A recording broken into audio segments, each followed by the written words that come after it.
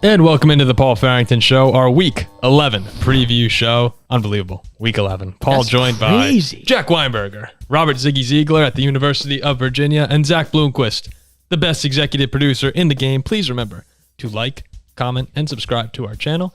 We are very close, super close to 1,900 subscribers. We're chasing down 2,000. Super close. So, every subscriber helps on our journey. I think 2,500 is our next big milestone, we're saying, but we could call it 2,000.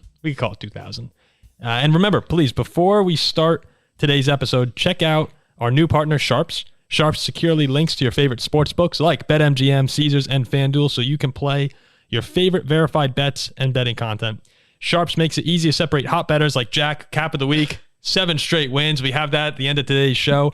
You could separate the hot bettors like Jack from the squares. See a bet you like, click it, and boom, it will open in your corresponding sports book. Click the link in the description and use our referral code PRFV414 to join the Sharps community today and link up your sportsbook. That's the key for us. And that helps us out a lot too. If you link up your sportsbook after downloading the app, use code PRFV414. We can't wait to see you on Sharps. You can tell all the bets.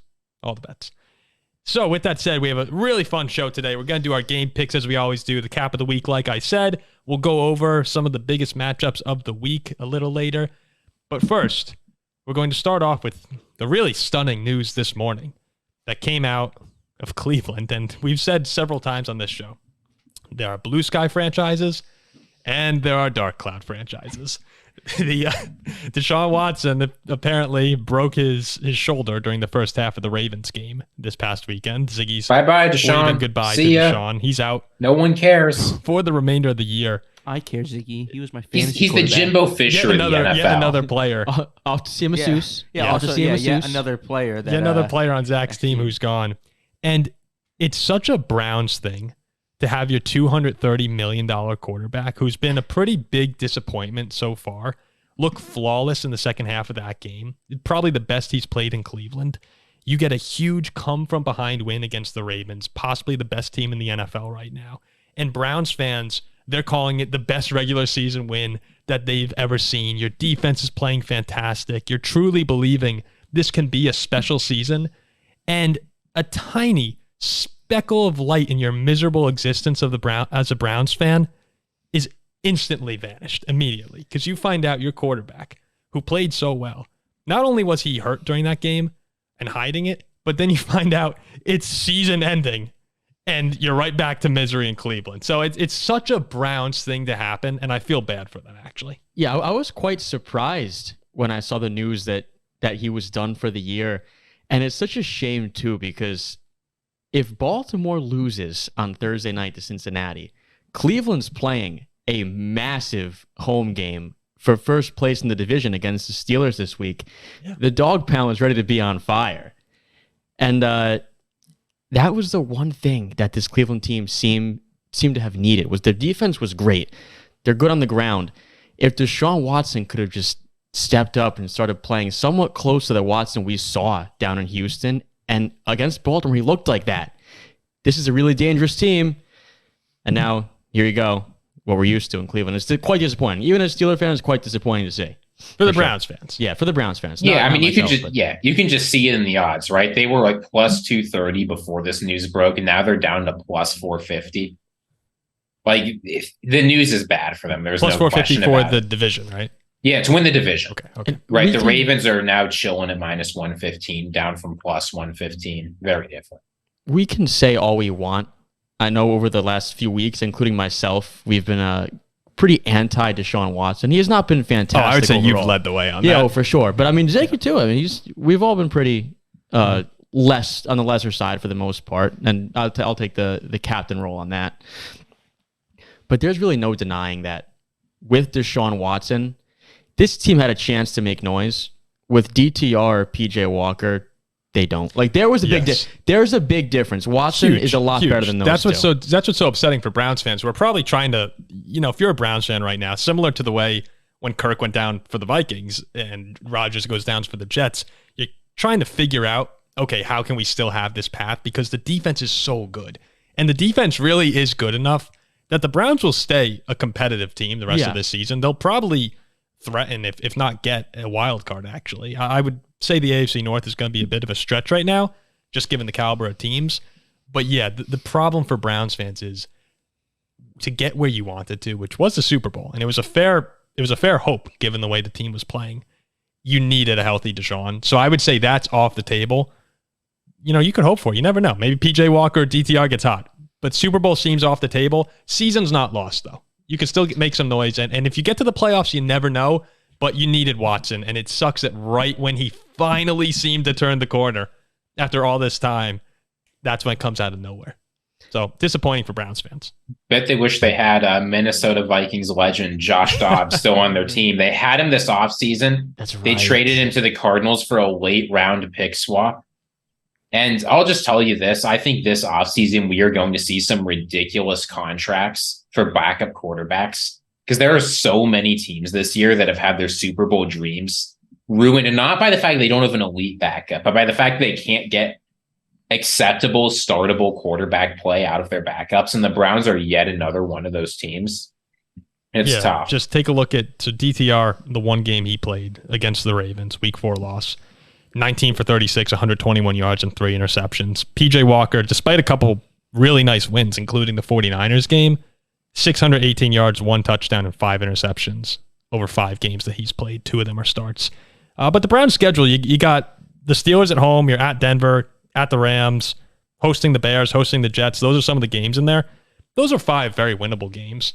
So at 5-3 right now, Cleveland will probably flirt with 9 or 10 wins, I'd say, by the end of the year.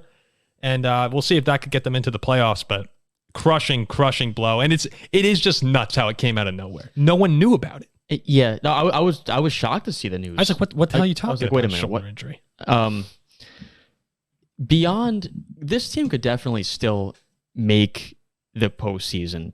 They're good enough to still do that, especially with 7 seeds. But beyond that, like once you're in the postseason, these teams like the Chiefs, the Dolphins, you're going to need to be able to score. And you'll be on the road. And I do not think that they have a chance to win those types of games without Deshaun Watson. Deshaun Watson playing well can do that. Other guys. Imagine they just go on a tear and win the AFC North. If they're hosting games in Cleveland, even with DTR or PJ Walker, you never know with the way they played there. But very, very much an uphill battle. Even the North winner gets the 3 of the 4 hosts one game, then goes on the road. Yeah, probably. That's the ceiling. Probably. It's going to be it's tough sledding for Browns fans, but hey, you know what? They got a great defense. We'll have to see what happens, but we're not too optimistic here. Speaking of, I'm so optimistic, Paul. You want to know why? You guess why? You want to know why? Please tell me. Tua got braids, baby. We're Super Bowl bound. Braided Tua, new tattoo on his arm. And you know what else just happened? Ken Dorsey, the OC of the good old Bills. Goodbye. Goodbye. Zach has been loving. So you know what I'm hearing? He should be excited. I'm hearing that instead of losing 48-20, next time it'll be like 48-30 maybe when they play the Bills. The Ken Dorsey situation here, I was just thinking fans would line up and down the street to have a premier receiver like Stephon Diggs, probably even weapons like James Cook, Dalton Kincaid, and Gabe Davis. And I'm talking about, you would see like our whole town would be filled with fans if they were handing out Josh Allens in the street. You have top 3 quarterback in the league. And despite having all of that on offense, in Buffalo, it's just a complete disaster right now. People are pointing in different directions. Is it Dorsey's fault? Is it McDermott's fault? Is it Josh Allen's fault? And really, it's so messed up there that it's everyone's fault at the moment. Ken Dorsey wound up being the fallout guy. He was the scapegoat in this situation to a degree, though. And Ziggy, I know that you have that opinion, but let me just say here, for the people who will defend Ken Dorsey, a lot of them point to stats right now. They'll say number 1 in success rate, number 2 in third down conversion rate, number 3 in EPA per play, et cetera, et cetera. But the advanced stats for the Bills are pretty favorable for their offense. But if you really dive into it too, since week 5, scoring on 31% of drives, 27th in the league. In their past 6 games, they're averaging 20.5 points per game. That would be 18th in football. That includes losses to the Patriots and the Broncos, and probably should have been lost to the Giants in there. So Ken Dorsey's offense has really not been that good for a while now. People can say definitely on the players to some degree. A lot of interceptions, a lot of turnovers, a lot of drops. There are issues there. But also, the scheming is not exactly getting guys open. Josh Allen's being forced to throw into tighter windows. Situationally, you're seeing some strange scenarios. James Cook was good in moments last night. Didn't really play a lot also. Why was that? 4th and 1s where you have Josh Allen lining up in the shotgun. People are questioning these things. So I understand the firing. I really do. Was it fair? Probably not. But something, you get the feeling that something had to change. And unfortunately for Ken Dorsey, it wound up being him. You believe, though, that he's more of a scapegoat than people are saying.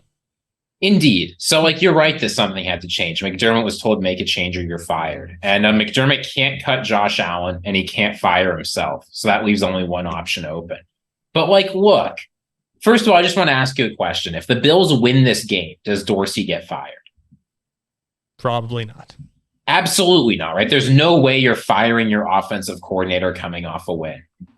So, fair enough. Maybe he shouldn't be calling fumbles, right? He shouldn't be dialing up the fumble play. Well, guess what? The Bills have fumbled 8 times on offense and have lost 7 of them. Mm-hmm. The average league recovery rate for fumbles isn't 12.5%. It's 49%. And Jack, your Pittsburgh Steelers are at an 83%. So that looks bad. You add in the fact that, you look at what the Bills offense is doing on typical plays. I know you talk about success rate. People sometimes talk like this is some abstract, obscure analytic number. It's not. It's how well you move the ball relative to each down. In Dorsey's games coming into the NFL, he's number 1 there. Red zone success rate, he's number 2. I know. I just read you all those stats. I know. I'm saying that he's consistently moved the ball. No, he has. Right? You were talking about an offense that more than any team in the NFL has been putting themselves in situations to score. And there have been Dalton Kincaid fumbles. There have been Gabe Davis drops. Josh Allen has pushed the ball a little bit too far. But you've consistently failed to get good offensive personnel outside of one guy. You've consistently failed to be aware that variance happens. Mm-hmm. And the fact is, we've seen this, right? Very bad variance can last more than a game. It can last a month. It can last a season. It can last more than a season. But it is after you start to see a pattern of these same things happening week after week for Buffalo. And I'm not trying to sound, I'm just playing devil's advocate with you here. There is a point where you have to look back on the coaching and say, all right, something needs to change here. Why are we not, you have drops, you have fumbles, you have interceptions, but they keep happening over and over again. Well, maybe that is something to do with the play calling. Maybe that is with the personnel you're throwing out there. Boy, I don't know, man. The Bills in the 4 worst games in the NFL in terms of average starting field position for offense, the Bills have had 2 of them. Mm-hmm. Why? The defense is ravaged by injuries and can't create good short fields. So, look, there are things to clean up on the Bills offense. This is right. But firing Dorsey is not going to fix this. Yeah. This is not going to fix the fact that you haven't been taking successful receivers, right? What they've been doing is they've been trying to take players that are skill mismatches. Right. So it's instead of getting a good wide receiver who can go next to Stephon Diggs, we're going to get James Cook and Zach Moss because they're running backs that can confuse the defense. No one's confused. Rather than drafting an elite wide receiver, we're going to go get Dalton Kincaid. Maybe he'll be good. I'm not saying he's not. Well, Jack loves Kincaid. Yeah, don't knock my boy. Look, in the past 3 years, the only receivers they've taken in the 4th or 5th round are Gabe Davis and Khalil Shakir. And Davis has been very disappointing. Yeah, Davis is a great wide receiver for. Right? Buffalo just keeps getting unlucky. If you look at win probability added by things that are lucks, passes dropped by your opponent, dropped interceptions, unlucky made field goals, fumble recoveries. There's only one team less lucky than the Bills, and that's the Minnesota Vikings. Well, that checks out. But I'm just saying, I don't want to go on a rant too much here, but firing your offensive coordinator in the middle of the season is not going to fix these problems. It's just going to create more. Mm-hmm. And you're talking about a guy who, if you look over the past 25 games he's coached, right, as long as he's been there, he's gotten mostly good performances out of Josh Allen. So I think it's obvious this is a scapegoat. That's made clear by the fact that he's not getting fired if the Bills don't just put 12 men on the field. Sorry, offensive coordinator, for calling up the James Cook fumble play and the 12 men on the field play. Next time, I guess he just shouldn't call that. But no, this is silly. I actually, so I've been just trying to think this through, because for Bills fans, you're trying to figure out who to blame. And like I said at the top, there are so many people to put the blame on for what's going on this season. There's no excuse. When you see the way they look weeks 2, 3, 4, that's how the Bills should look all the time. That offense is just there's so much talent there. And I think Josh Allen is someone, and this is where I'm going to kind of start to theorize on my own here, and you guys could tell me if this sounds crazy to you. But Josh Allen to me is someone who you can kind of see, you can see the way he's thinking from his from his eyes. His eyes are very telling, I think, of how he feels about certain situations. After he throws a pick, like you can see the emotion on his face. There are guys like Jalen Hurts, very stoic all the time, same expression. Josh Allen, you can tell how he's feeling. And right now, he looks to me to be someone that is really confused as to what's going on. There's just, he's overthinking everything. And I think a big part of that problem could just be years and years and years of Sean McDermott, like just changing up the philosophy that he wants. Where you think about in 2019, they lose to Houston in the wild card round, and Sean McDermott comes out and says, well, I want more points. We need to score more points. We are run heavy, but we have to score. They give the offense over to Brian Dable in 2020, number 2 most passing in the league, number 2 in points. They lose that AFC Championship game to the Chiefs. But Josh Allen has a fantastic year. That's his breakout year. And then in the press conference, Sean McDermott goes, you have to start over. And he goes, I can start off saying we've got to run the football better. So now, okay, back to the running game. By the way, you want to know what team is the 4th best run game in the entire league by the numbers? Please. The Bills. Right? They in this game, they were consistently generating good running.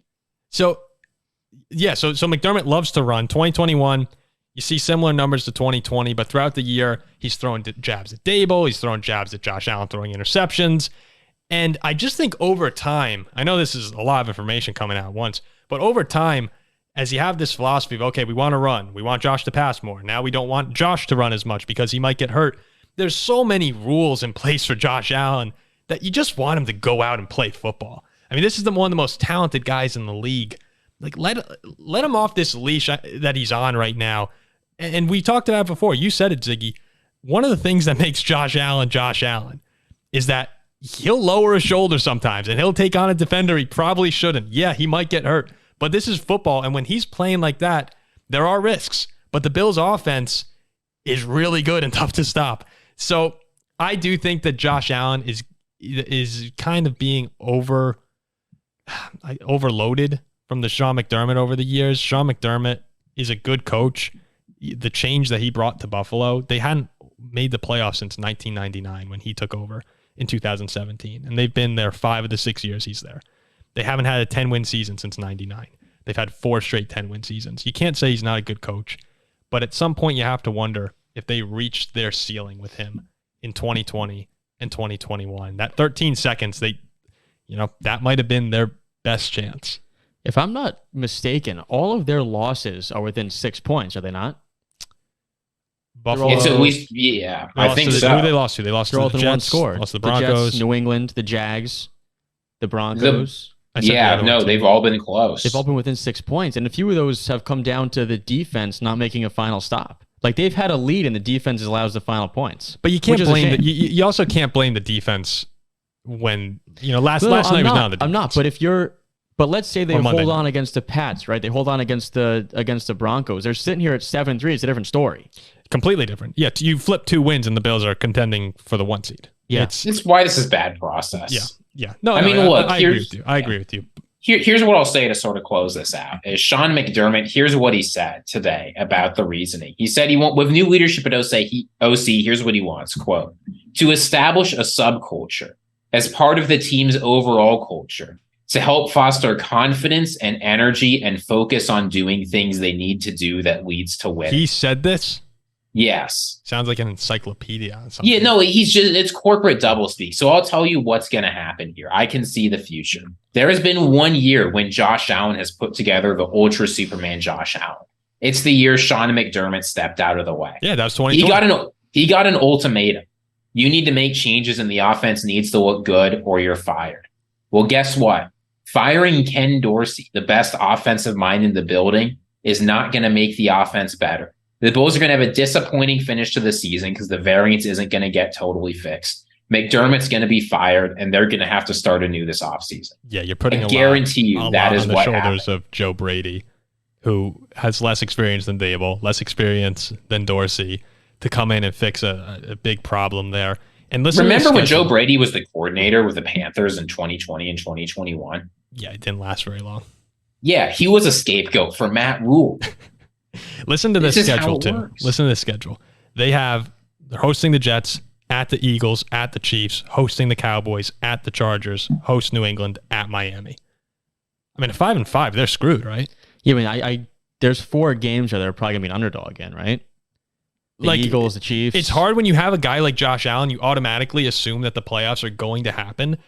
But in Buffalo right now, it's probably not. Like, you're probably not making it this year. It's insane. With the Bengals, it's a similar thing. Sir. Yeah, Zach's happy about that. Yeah. It's nuts. It's nuts. But right now, if you had to put money on it, you'd have to say no with a new offensive coordinator. And then Diggs. No. You got Trayvon Diggs tweeting all this stuff about. And he's just speaking for his brother. Yeah, no, you know that. He's saying 14 got to get out there, and he's saying Josh Allen was nothing before Diggs showed up. Which is silly because like the Bills have treated Diggs perfectly well. I mean, look, to put it in stark contrast, the Bills went 5-5 against an easy schedule, right? Yeah. What we need to do, looking forward to see, will they go 5-2 against a much harder schedule? Probably not. It is time to burn down the building at Orchard Park.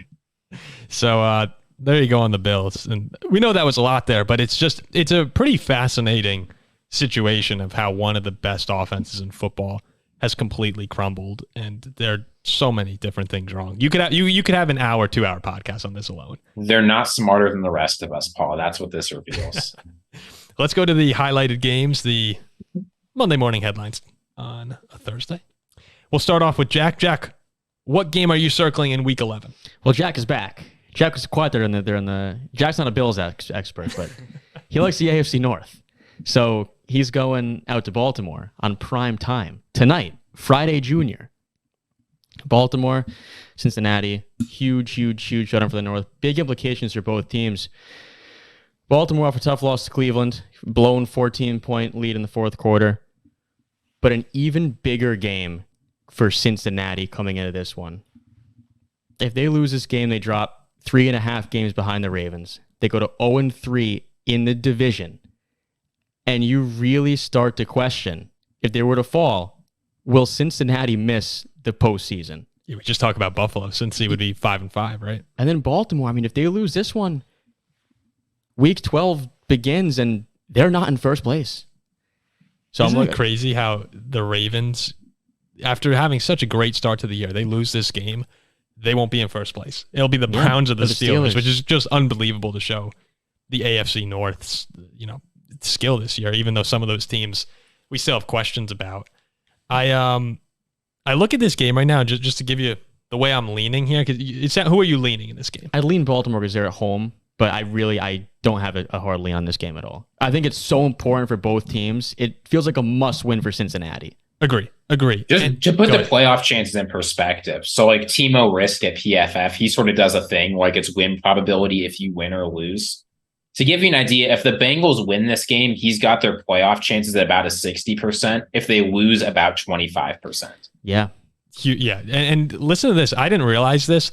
You think about Joe Burrow being one of these guys who wins tough games on the road, and I think he is for the most part.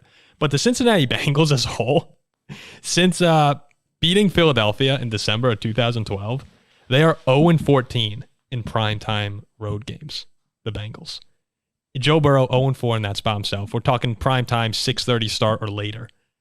And before that win in 2012, they had lost 11 straight in primetime. So the Bengals in their last 26 road primetime games are 1-25, which is just shockingly bad. Zach Taylor, though, he's been great at home, 6-0 in primetime games for Zach Taylor. But it's really, I did not see that. And the Ravens on the other side of this have the second best winning percentage in home primetime games over the past 10 years at 12-3.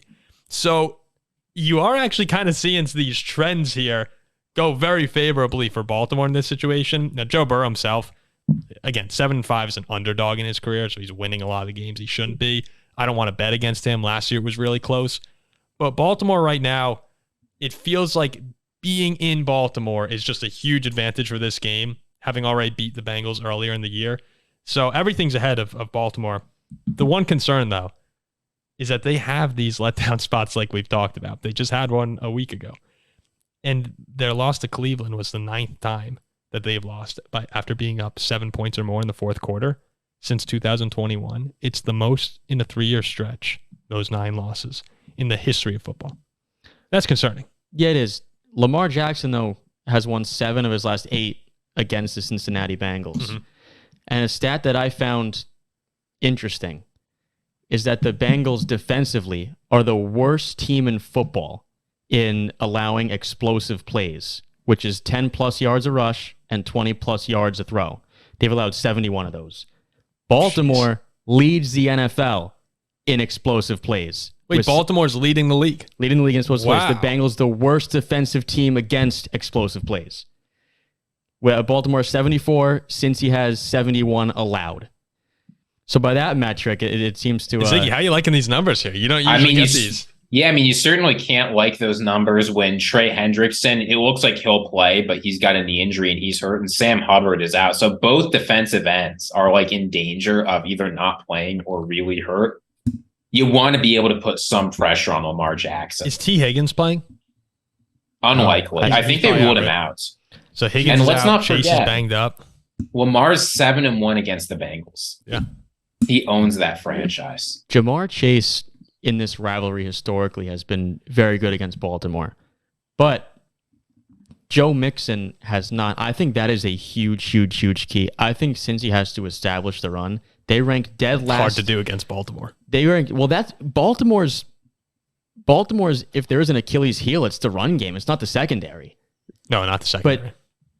But the Bengals rank dead last in the NFL in rush yards per game and 28th in yards per attempt. I think to have a chance, they have to get Joe Mixon going on the ground. It is funny with everything we just said. I still go back to right before the 49er game. I said this is a spot where Joe Burrow, goes and gets a big win. Like the Bengals seem to find their way in and then make their noise. So this is the spot to do it because if you lose, it's not looking good. I'd agree more before we wrap this up if Baltimore wasn't off that disgusting blown lead loss. Did you see their Instagram post too? I sent it to the guys. What was it? Darkness. Was it the Edgar Allan Poe? Darkness there and nothing more, something like that. Yeah, something like that. Yeah, it is phenomenal. One of the best Instagram posts I've seen in a long time. Blackout. But don't you think the Bengals are absolutely fuming about losing at home to the Texans? 100%. It's going to be an unbelievable game. For me, it's both these teams are PO'd. It's going to be fun. It's a tough spot to back. I'm going to take things over to another AFC North matchup, Steelers-Browns. We mentioned that if the Ravens do lose this game, somehow, some way, you see a Kenny Pickett, Dorian Thompson-Robinson battle for first place in a division with Joe Burrow and Lamar Jackson. Remember the first time they played, the Steelers won 26-22, 2 defensive touchdowns, 3 turnovers on the day for Deshaun Watson, who we said at the top of the show is out for the season with the broken shoulder. And the Steelers offense is just, they're an amazing team this year. They really do remind me in some ways of the Vikings last season. Vikings much more explosive, but still those, you've been outgained. What do you mean by amazing? You've been outgained. Are we amazing? You are amazing because you've been outgained in all 9 of your games this year. You don't have 400 yards in a single game, but you keep finding a way. You take care of the football really well. And at the end of the game, Kenny Pickett is playing well in the fourth quarter. And whether it's him making a play, George Pickens, or the defense, you guys find ways to win, which is impressive in its own right. And it usually comes back to bite you in the playoffs. But right now, it's getting the job done. And it seems that you finally embraced Jalen Warren, too. That should help because he's now officially the starter. Awesome. I believe he ran out with the starters last week. Well, technically, still kind of a split. Technically, Tomlin said Najee's a starter. Oh, did he say that? Warren's his co-starter. Oh, okay. That's what he said. Yeah, so. But still, they're both getting carries. I would say in this one here, DTR really makes me doubt what Cleveland can do a little bit because in his one start against Baltimore, he did not look particularly good. Not that PJ Walker's lit the world on fire, but I'm convinced enough from the Browns' performances at home. I'm just looking here. They've throttled the bad offenses in their building, 24-3 against the Bengals with a hurt Burrow, 27-3 versus the Titans, 27-0 versus Arizona. Your offense doesn't really scare me. So I'm leaning Cleveland with DTR. But again, you guys are a blue sky franchise. You find ways. Are you comfortable going into Cleveland? Well, no, I'm not. It's going to be, I'd probably lean Cleveland too. Because that first. You're allowed to say that. I'm just being honest, man. I'm being honest. It's unfortunate. I'll bet the Steelers, but with a grain of salt. That's probably betting here. But you were talking about that first game these two teams played, right? And we talked before this off air. Deshaun Watson wasn't good in that game, and it took 2 defensive touchdowns for the Steelers to win. Like I thought they had no chance to win that game. The Cleveland looked like the better team. I think this comes down to who can create more turnovers. I think it's a field position. Oh, yeah, 100%. I think it's a field position battle. And that's why I lean with the Steelers. That's why I'll take the Steelers in this matchup. I do think in terms of who can get more turnovers and start on the opponent's side of the field more is probably us. I think we can turn over DTR, your rookie quarterback. We do a good job of taking care of the football. Like, it's not the worst thing in the world if we get to the midfield and punt and give them a long field. I think this could be like a 13-10 game. That's what easily. This game is. And it's so tough going on the road. Cleveland's a tough place to play. But I'll take us in a close, ugly, gritty game. I think we force more turnovers than they do. Ziggy, I think we're both in agreement here, Jack and I, that it'll be like a 3-point, 3 to 7, 6-point game. Yeah. Which side do you come down on? One of those offenses with rushing yards is giving up 4.5 yards a carry, which is 5th worst in the NFL. One of them is not. The Steelers can't stop the run. And when you're going up against this Browns team, that is dangerous. Because, they can't throw the football, more or less. That's right. But they can run. They've got a good offensive line. Stefanski is a good run scheme, if nothing else. They will pound you on the ground, and then the defense will pound you right back. Pause. That's just how it goes with this. It's going to go pretty damn good. And look. Finally I get one. What makes me excited about this game, we're finally hitting the point in the season where single games have enormous playoff implications. Right? Again, talking about the playoff projections I looked at earlier.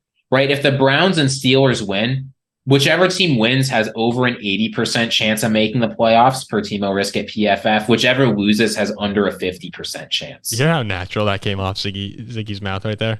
Yes. Per PFF. I don't even know who you said at PFF. Timo Risk. He's like they're clearly their best data guy. Set that aside, but that's a huge variance, right? We're talking extremely likely versus coin flip. So again, you love these AFC North games already because these teams come in with so much history and ready to play. And it's always a physical game. And then you add in that both of them are fighting for a playoff spot, and this enormously affects their odds. I mean, they're fighting for the division. Yeah, both of them, as you guys said. Of AFC North football. I mean, this could be a game where it's like, I could see it being close late. The stadium's going nuts.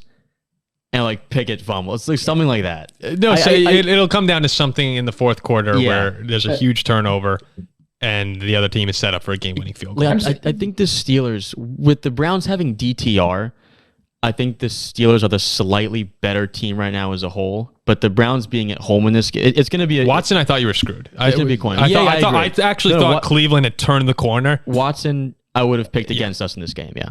Give me the team with the 6th best run defense, not the 6th worst run defense. I think it's that simple, this game. Could be a Nick Chubb avenge game for the Browns as well. What? It's an avenge game because they're going to offend them taking out Nick Chubb. Oh, you said revenge game. No, avenge. I was trying to be clever, and now he's going to get flamed in the comments. Didn't you know Nick Chubb's been out all season? You guys even watch the games? Avenge. You just look at They're avenging Nick Chubb. Avenging. That is they've got. Have you seen this Browns running offense? They basically assemble the Infinity Gauntlet, right? You've got Jerome Ford, Kareem Hunt, Harrison Bryant sometimes gets in there for a little bit of running. Against the Cardinals, Pierre Strong got some snaps. They are building the Dollar Tree Infinity Gauntlet. The Dollar Tree Infinity Gauntlet in Cleveland. Yeah, and they'll avenge Nick Chubb. All right, Ziggy, let us know. I wonder if anyone could guess what the last game that we're going to highlight would be. For this game, I think we've got to go to the most exciting game of the entire week. we are going to Houston to watch the Cardinals play the Houston Texans so CJ Stroud can build his MVP case. Okay, maybe that's not the most exciting game of the week. The most exciting game of the week is clearly Eagles at Chiefs. I was ready to right?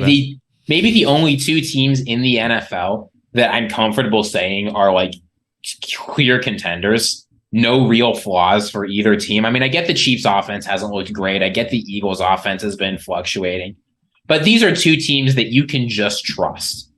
They are consistently great. They are playoff contenders. They're both well in the running for the 1 seed. And this is the first time this season I really feel like you are getting two genuine juggernauts matching up, right? Jalen Hurts versus Patrick Mahomes. The Chiefs offense is trying to figure some things out, but with the first time Mahomes at a top 5 defense in his career. Meanwhile, Jalen Hurts and the Eagles have had an up and down season. Travis Kelce and Taylor Swift's parents are meeting at this game. We can confirm. So there's going to be clashes, mixing, mingling like we have never seen so far this season. And I mean, it's in Arrowhead. Anytime a big game is in Arrowhead, because Zach, you can attest this. Every time the Chiefs have a big game, it is in Arrowhead. Always. It's an Arrowhead.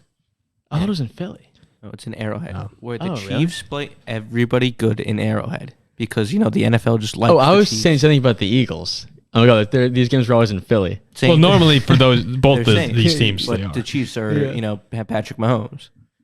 And I think you're totally right, Ziggy. This is the first time I'm trying to think this season where you have had two teams that you go, yep, those are two that I can absolutely see. This could legitimately be a Super Bowl preview. Who else have we had? We've had the Dolphins in a couple big games, the Cowboys, but you're always questioning whether or not they are really going to pull it together. I think this is the first time that maybe like Buffalo and Cincy, you would think, but the way they've been playing this year, up and down, I can't wait to watch this one. And Jalen Hurts, listen to this here. The past 2 weeks, we know he's been dealing with the knee injury. He was saying he was so thankful for the bye week being where it was for the Eagles.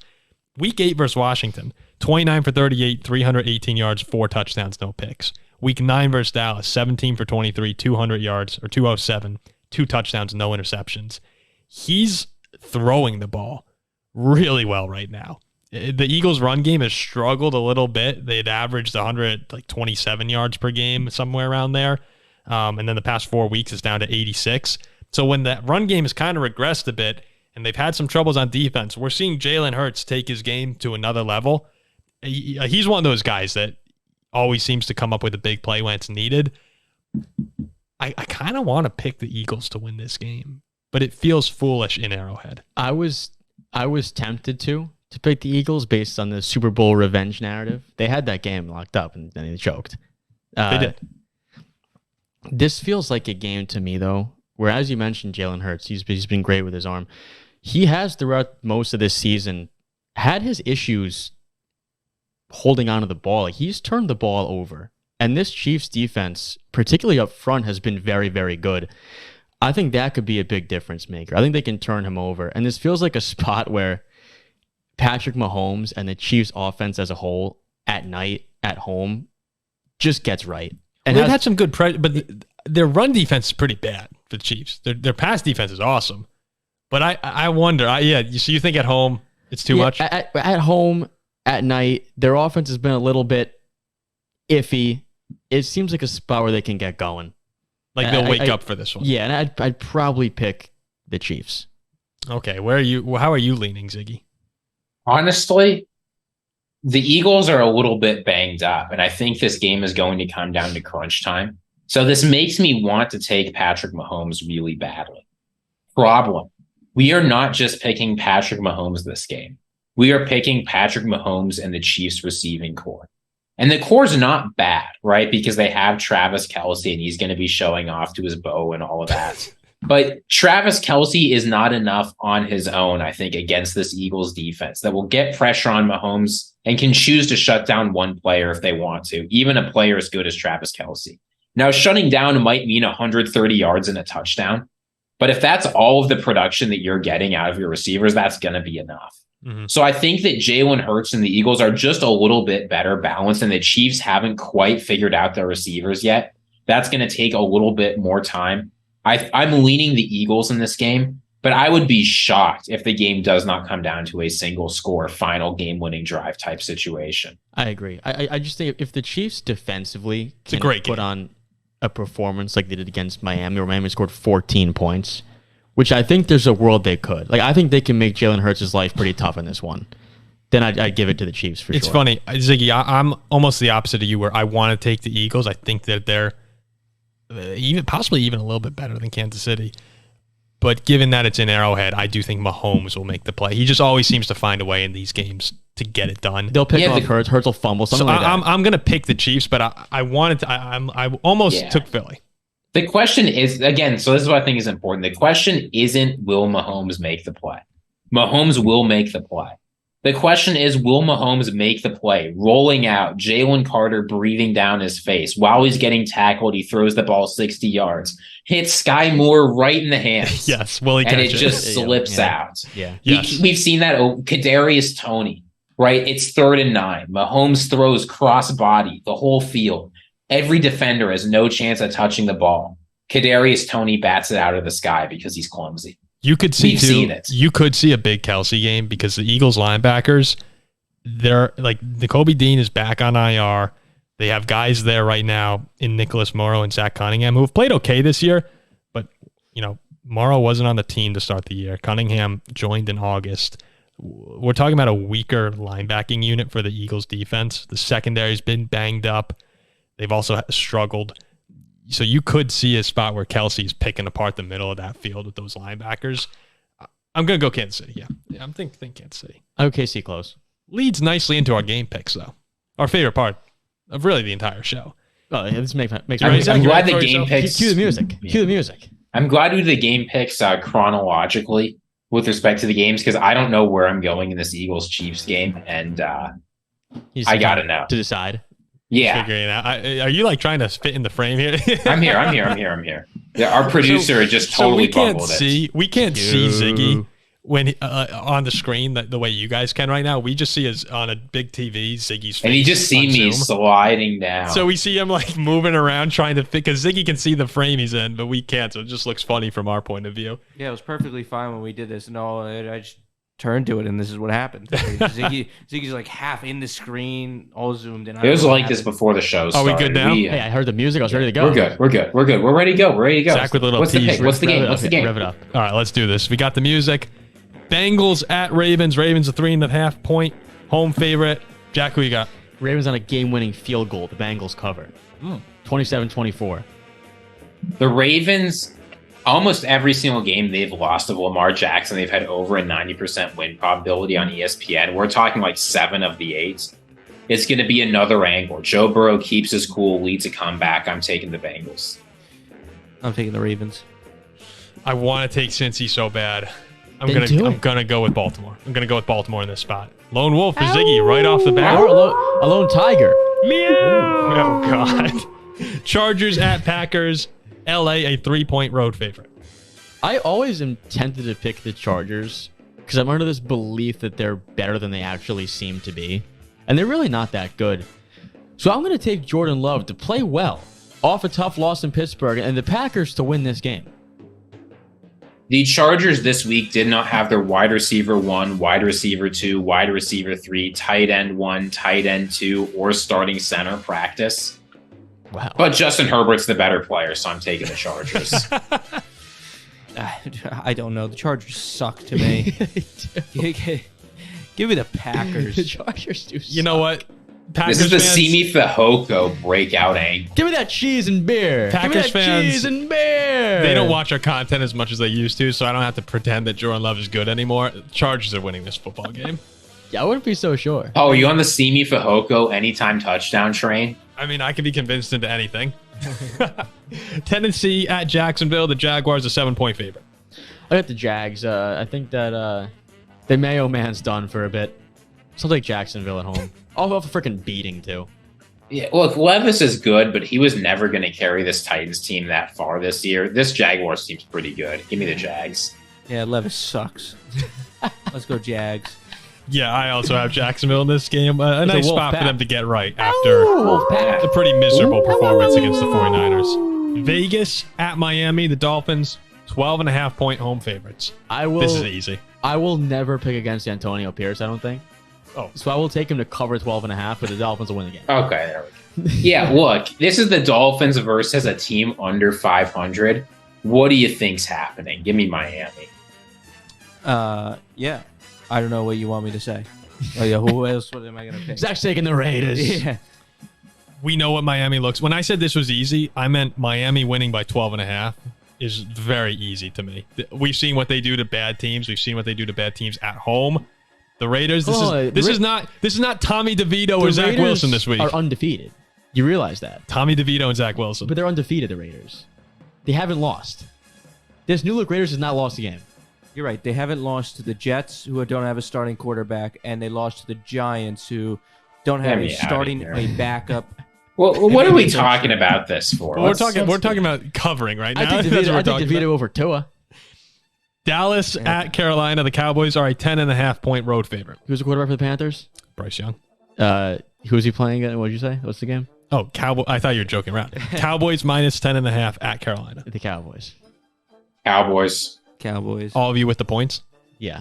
On the road, yes. Probably. Yeah, I'd agree.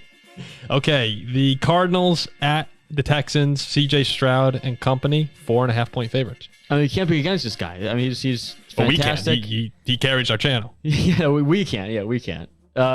Texans. Kyler Murray reminded people that he's actually an NFL quarterback last week.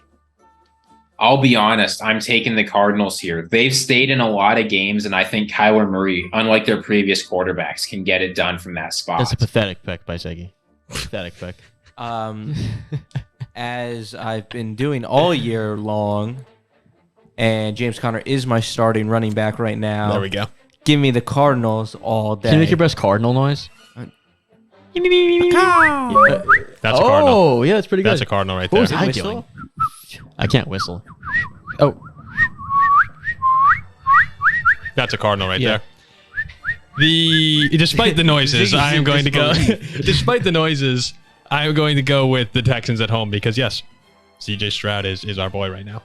For fans watching, whenever Ziggy and Zach are on one side and Paul and Jack are on the other, take the Paul and Jack side every time. This is has it been like that? Look, I'll give you guys credit though. I think the Cardinals are a lot better than people think right now with Kyler and James Conner back. They were solid last week. Like they don't suck, but the Texans are playing good football. Steelers at Cleveland. The Browns with Dorian Thompson-Robinson are a 1.5-point home favorite. I think the Steelers 14-13 game-winning field goal. I can't take the Steelers as road favorite. You muted yourself. Ziggy. So you gotta take the Steelers. That's a tough look. That's a side. I cannot take the Steelers as a road dog. Give me the Browns. I thought you said road favorite. Yeah, we're road dogs. I was about to say, no, they're road dogs. To dogs. mute himself because you really want to take a tie. Like, I'm going to take this game. Give me a tie. Give me Classic the tie. exact tie. As I said in the segment before, Cleveland at home, the defense has been so good against bad offenses. Pitt's a bad offense. I have the Browns winning by a field goal, but this will be good. This will be a fun one. I said 14-13 game-winning field goal, so somehow we'll have 11 points, and then we'll win 14-13. Oh, you guys will be down 3-14 or 13-3. Score a touchdown, go for two. And then you hit the game. And then DTR will fumble. TJ Watt will recover it. That'll be a field goal. Yeah. That actually could be exactly. That could be exactly. Can you parlay that? Can you parlay that exact scenario? Certain bucks. Well, we have it on file. The Giants are a 9.5-point underdog at the Washington Commanders on Sunday. There's only one side. I'd go with the Commanders and the points. I don't think DeVito can play in the NFL. I think he's incapable. This is going to be ugly. Give me the Commanders. Give me the guy who's got the most passing yards in the league right now.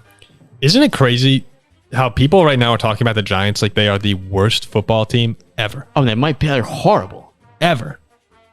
Are they going to get the number one pick in the draft? This quarterback is incapable of completing I feel passes. bad for Tommy DeVito. He's being thrown into the fire here, and people are destroying it. But he's not. Like, you look at a guy like Zach Wilson. He's capable of being a backup. DeVito can't. He cannot play in the NFL. I have the Commanders as well. The Lions are an 8.5-point home favorite against the Bears. The Lions. As much as I'd like to take the Bears of Justin Field playing, I would not like to take the Bears at all. Give me the Lions. Yeah. I mean, Is that going to hear a growl for a lion? grrr. So you got the Lions. At the Lions. It's starting to get close now with the Vikings chasing down Detroit. Wait. Are you really thinking about taking Chicago?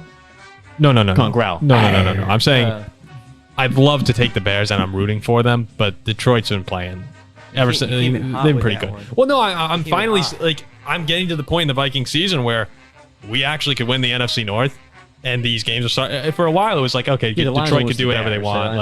No, they won't. Tampa Bay is an 11-point underdog to the San Francisco 49ers in San Francisco. Wow. The playmakers getting 11 points. It's a lot of points. The Niners are my survivor pick this week. One of 5 people left. Started with 40. So I think they win, but I think the playmaker makes enough plays to cover 11. I'd take the Bucs plus the points with the Niners to win. 49ers. I don't care about the spread. I do have Baker as my starting quarterback this week. The playmaker. Because Deshaun Watson was out. So I just changed Browns quarterbacks a little bit, But yeah, it's the 49ers. I like the 49ers here too, but I agree. I think the Tampa Bay Buccaneers cover this The game. playmaker's going to cover. The Bucs have been a little disrespected all year. They just thrashed the Titans too. Yeah. They look good. What's going on here? The Jets are 7-point. The Jets are 7-point dogs in Buffalo to Josh Allen and the struggling Bills. I'm going to say it every week, and 1 week I'll be totally correct. This is the week the Bills pounce on a team and get revenge. Bills win and cover. I can't justify taking the Jets on the road You at can't. Orchard If Park, it's no one matter side. how bad as Josh Allen is playing. Give me the Bills. It's just one side. You can't, yeah. Again, I would love a tie, but give me the Bills. The Bills, think about what the Jets defense did to Josh Allen week 1. That was one of the biggest surprises of the year. A miracle win for the Jets. But then at the same time, I just picked the Jets on the road at Vegas last week, and I they told you couldn't beat the Raiders. That was foolish. So I there's told no way that I'm going to take them to beat the Bills. Something has to give. Something has to give in this game. The Bills bounce back, or the Jets figure out how to play football. We'll see. The Seahawks are 1-point favorites at the Rams. The Dirty Birds. I like the Rams, the home dog.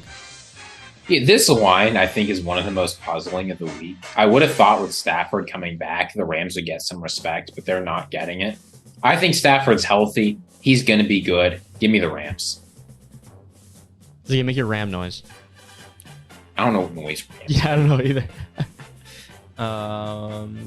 God. Give me the Rams. The Seahawks are one of the most record-wise, one of the more overrated teams in football. I don't trust Geno Smith. I'm going to go with the Rams. Well, we're wolf-packing against the Seahawks when they're favorites. Yeah, they're not. Ow! They're not that Hey, good. it sounds pretty sharp to me. It does. We'll put it on sharps. Yeah, maybe we will. Here we go. Now it gets fun. 2 big games. Sunday Night Football. The Vikings, 2.5-point dogs again. We saw it last week. At the Denver Broncos. Who do we have in this one? Oh, this smells like shrap galore for our boy Josh Dobbs. I'm going to roll with those ponies out in Mile High. Give me those Broncos. They're playing good football right now. Wins against the Chiefs and the Bills. I got Denver at home in a blowout against Dobbs. That could happen. The Jack. ponies. Shut the F up. You're talking about trap game? Make that Let me noise. tell you a trap game. You're coming off beating the Chiefs. You're coming off beating the Bills. Oh, we just have to host the lowly old Minnesota Vikings with their rocket science quarterback Josh Dobbs, and then it's on and we host the Get on Browns. this aerospace engineer. Give me the Broncos. Yeah, no. Look, the Broncos absolutely are not going to be prepared for this game. Their success is a mirage, and Dobbs is going to come and show them how a real quarterback plays. Give me the frickin' Vikings. I thought Ziggy was about to start gyrating there. I know who Zach's taking. Let's go with those ponies. No, because you want to know why Justin Jefferson has a chance of playing this week? Very unlikely, but still starting on my fantasy team. So give me the Minnesota Vikings. Yes, sir. Listen, Jack, I know that this seems like the spot where we let down against the Broncos, and it very well could be. This could be a blowout on Sunday night on the road. It has it written all over the stars. Don't worry, right now. primetime Kirk's not there. But do you know who I hate? You know, I don't want to say hate. Get that But you know lone who wolf I ready. really, Get the lone you know who pony. I really don't like? As much as I dislike the Saints, I Payton. can't stand Sean Payton. You see me? I'm clenching. Well, he was the coach when you were pissed off. Oh my God. He took away Oh, my he didn't childhood know, dreams. guys. He didn't know. I'm going with the face of the NFL right now. Josh Dobbs, can you take me higher? The Vikings right now are the most fun team in the league. Minnesota. Oh, and KJ Osborne's back. To a place where blind men sit. The All right. Eagles. There's a lot of noises in that. Eagles at That could be real. Chiefs. It's a noise reel. Could be. I thought this game was in Philly. I'll take the Chiefs because they were playing at home tonight. But I was going to take Philly because I thought they were playing at home. You started doing the Rocky theme song. Yeah, and it's the Philly Marathon Sunday, so I was going to take the Eagles, but I found out the game is not in Philly anymore, so I'm taking the Chiefs. Yeah, this is the second toughest game of the week to pick, behind only the Steelers Ravens game. Excuse me, the Steelers Browns game. But I'm taking the Eagles. I believe AJ Brown is better than Ziggy, I whoever don't the know Chiefs where put you're out. coming with this. Ziggy, what are you talking about? So get out of your freaking mind, man. Arrowhead at night. Yeah, it's the Chiefs all day. It's the Chiefs all day. You know, and I hate it because the Chiefs don't play anybody good on the road. Yeah. Never. Let Zach Never. rant a little bit. He doesn't get the chance to. It is because the Dolphins never play anybody good on the road, and now I got to hear for the next year. Oh, you couldn't beat the good teams. You couldn't beat the good teams. What? That I You hear guys from couldn't this beat the guy good every day. teams. Watch how the Eagles go into the Kansas City, just murk them. Like, all right, Zach, what's your excuse? No, that's what's gonna. The universe is set up to facilitate maximal Zach suffering, I know. and that is. It really, you're right, Ziggy. You're right. The Eagles are going to blow out the Chiefs, and then I can't say anything. I am also going to go with the Chiefs in this one. Patrick Mahomes just makes plays. It's what he does in big situations. I'm not doing the chop. I don't like Florida State. So Ziggy's a lone wolf there. All right, that's it for. You're a lone eagle. Can I hear your eagle sound? What's an eagle sound? Something like So that. that's it for Week 11 game picks. You know what's funny, guys? I think about. I've made so many noises in the last like 10 minutes. Yeah, you've done a Bengal, A cardinal. a tiger. You've done a A cardinal, lion. a lion. We couldn't get a ram out of You you. did Yeah, a I don't know what- bronco. I don't You know did a what a ram- horse. You should just pick up the helmet and Yeah, I'd ram it. Think about the. pause. I actually thought Nah. the bronco was the best one. The neigh. Yeah, that's pretty good. Think about the greatest streaks in sports history. Miami There's- Dolphins 72 team. You're right. It's great You're streak. right. Joe DiMaggio, 56 straight games with a hit. UCLA, 88 straight wins. Brett Favre started 321 straight games. We're not just gonna acknowledge that. Let him speak. Yeah, I'm trying to speak here. No. Jack Was it over when the Germans bombed Pearl Harbor? was it over? Think about those great moments in sports history and how we talk about them. We're living through one right now. As the Jack Cap of the week goes for 8 straight hits. If you just roll over that money, I mean, you are a wealthy man right now. I hope that you're doing it. We know our friend Merle, great, one of our favorite listeners of the show, has been cashing in. We hope the rest of you are. So Jack, for 8 straight. I looked through a crystal ball and I already saw that this game won. So I've hit 8 games in a row. I'm getting a little buzzed as well. Feels pretty good. So last week, guys, I was talking about how I love Coke. And Coke was invented in Georgia. So I hit the Georgia Bulldogs to hammer Ole Miss. And he did. Rolled all over them. But I was thinking, what makes Coke just a little better, you may ask? Well, that's if you add some Jack Daniels to it, baby. And where is this bad boy invented? The great state of Tennessee. Give me that whiskey. Give me those Tennessee Volunteers. Plus 10.5 against Georgia. Little money line sprinkle, baby. Give me those Vols.